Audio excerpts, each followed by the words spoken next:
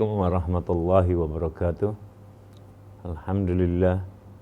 Alhamdulillahi la yablughu midhatuhul qailun wa la yablugh bihaqqihi ada haqquhul mujtahidun wa la yu'sa na'mahuhul adun alladhi la yudrikuhu bi bu'dil himam wa lal ghaisil fitan alladhi laysa li sifatihil mawjud wala an-na'dil mafqud wala anil waqti ma'dud wala ajalin mamdud wala fil ghaibil mafqud.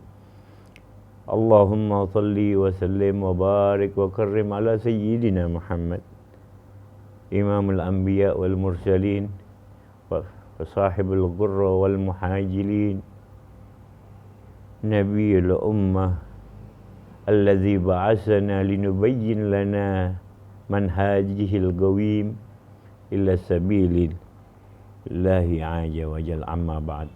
Segala puji bagimu ya Allah, yang pujian dari mulut yang hina ini tak akan pernah sampai kepadamu, yang bahkan orang-orang yang mengingkarimu pun tak mampu menghitung nikmat yang kau berikan kepadanya. Orang-orang yang bersungguh menempuhmu pun tak mampu menunaikan hak-hakmu dengan sebaik-baiknya. Sifatmu tiada yang menyerupainya. Kau yang tidak terikat dengan waktu dan zaman, zat yang sangat tidak terikat dari alam yang ada. Laisa kamislihi syai'un wa huwas samiul basir. Karena zat Allah tidak ada penyerupaan di dalamnya, dan Allah adalah zat yang maha melihat lagi maha mendengar. Seorang arif, seorang yang mengenal dengan baik hakikat penciptaannya, maka dia akan mengetahui apa fungsinya di muka bumi ini, apa tujuan dari penciptaannya, apa tujuan dari dihadirkannya. Dari ketiadaan, nikmat kita diadakan oleh Allah hingga kita dihadirkan ke alam dunia ini.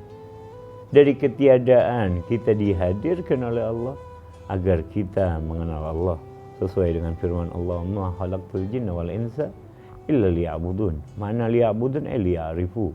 Tidak aku ciptakan jin dan manusia kecuali hanya untuk menyembahku. Menyembah di sini untuk mengenal Allah. Bagaimana kita mengenal Allah? Ma'rifatu billah. Ma'rifah billah, mengenal Allah sebelum kita mengenal diri kita. Bahkan seorang wali di dalam kitab Taghribul Usul di Tashilil Usul mengatakan, siapa yang mengenal dirinya sebelum dia mengenal Allah, maka faqad hujiba. Dan siapa orang yang mengenal Allah sebelum mengenal dirinya, maka lam yahjub. Jadi kalau kita lebih mengenal diri kita ketimbang mengenal Sang Pencipta, maka kita adalah termasuk hamba-hamba Allah yang senantiasa terhijab dari diri kita sendiri. Karena pada hakikatnya manusia, pada hakikatnya mereka semua yang hadir di alam ini telah menyaksikan akan kemurnian, keagungan, kebesaran, kesucian, kemuliaan Allah. Ketika mereka semua seperti di dalam surat Al-A'raf ayat 172, alastu bi rabbikum qalu bala sahidna, bukankah aku Tuhan kalian? Kita semua menyerukan, menyaksikan kaulah Tuhan kami ya Rabb. Ketika mereka terlahir di dunia dengan kotoran jasadiyah, dengan kotoran yang ada di dalam tubuhnya, sehingga mereka melupakan asal penciptaan mereka awal di alam roh, yaitu untuk mengenal Allah dan mengakui kebesaran Allah. Mengakui kebesaran Allah karena mereka telah menyaksikan kebesarannya. Mengakui keagungan Allah karena setiap insan yang hadir di alam ini pernah melihat dengan jelas, pernah menyaksikan dengan jelas, pernah mendengarkan dengan jelas suara dari Zat yang Maha Suci Allah. Tapi mereka dilalaikan. Lanjutan ayat tadi, taqulu fil akhirati inna kunna minal ghafilin ya Rabb. Dan mereka berkata ketika di yaumul kiamah nanti, sesungguhnya mereka termasuk orang-orang yang lupa kepada perjanjian tersebut. fungsi Nabi Muhammad bin Abdullah seperti dijelaskan di dalam Al-Quran, fadzakir fa innaka anta muzakkir. Ingatkan mereka, sadarkan mereka, ingatkan kepada perjanjian Allah.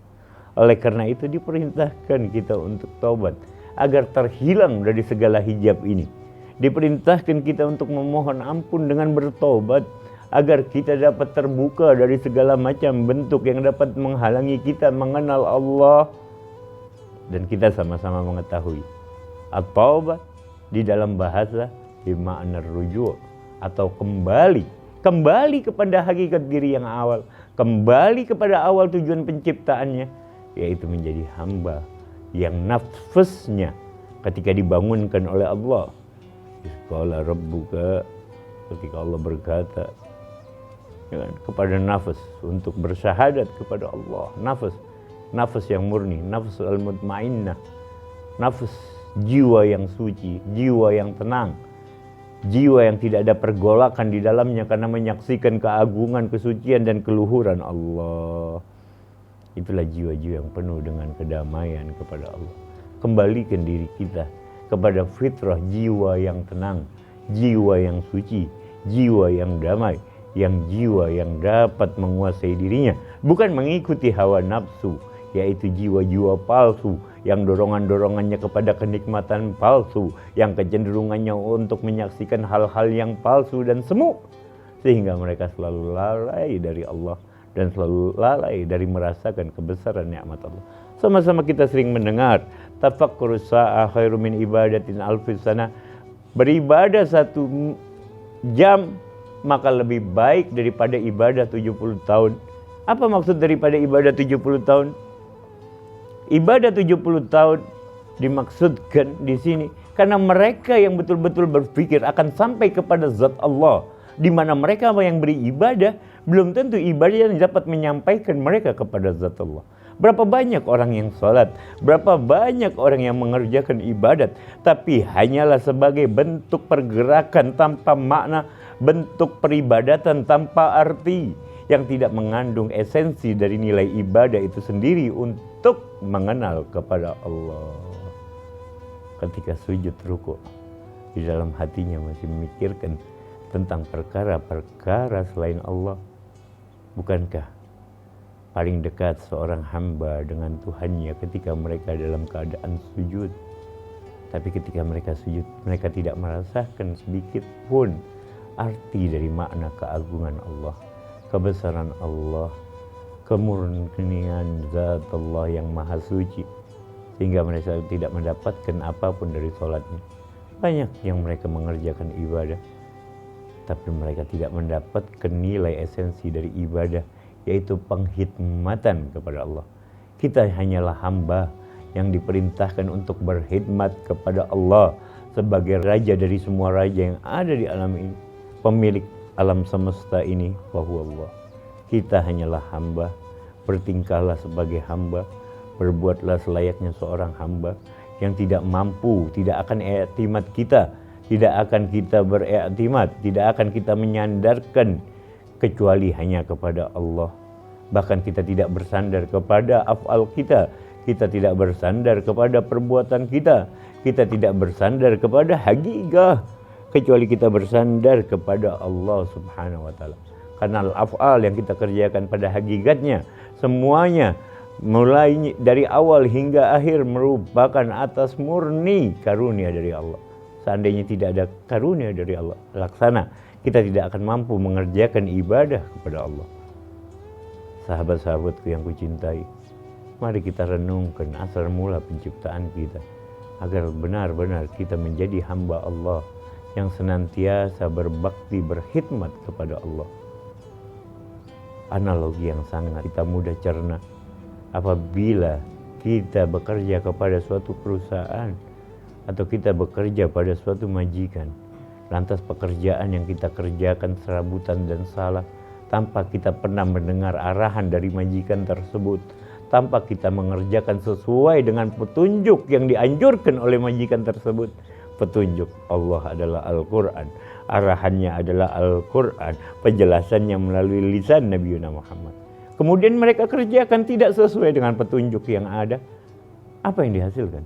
Maka pekerjaan mereka tidak akan mendapatkan hasil apapun dari majikannya. Lantas walaupun pekerjaan salah, si hamba dari pekerja tadi tidak malu untuk meminta upah kepada majikannya. Inilah hamba-hamba yang tidak tahu diri, hamba-hamba yang tidak mengenal dirinya, hamba-hamba yang tidak tahu diri kepada siapa dia menyembah. Bahkan mereka sanggup berkata, aku melakukan kebaikan ini, aku melakukan kebaikan itu. Bukankah itu semua atas izin Allah? Bukankah semua yang diberikan kepada kita atas karunia dan taufiknya? Kalau tidak ada atas karunia dan taufiknya, laksana tidak mampu kita melakukan apapun. Perilaku yang kita kerjakan murni atas hadiah yang Allah berikan kepada kita. Jadi jangan pernah berbangga diri atas apa yang telah kita kerjakan dari perbuatan baik. Dan jangan pula berputus asa apabila kita telah banyak melakukan kesalahan. Sama-sama kita mengerti bahwa mereka yang banyak melakukan kesalahan, tapi ketika mereka mengerti betul-betul arti dari makna penghambaan, seperti pada kisah Fudail bin Iyad, Bishr al-Hafi, hanya dengan perkara-perkara yang simpel, tapi karena mereka betul-betul berpikir termenung dari ayat Al-Quran yang dibacakan ketika mereka ingin melakukan perbuatan dosa, bahkan zina sekalipun, menjadi tolak balik dari perjalanan mereka kepada Allah. Inilah magam yang disebut magam majdubun, muradun, mereka yang dipanggil, yang diangkat oleh Allah. Karena mereka memasrahkan dirinya kepada Allah ketika mendengarkan ayat tersebut.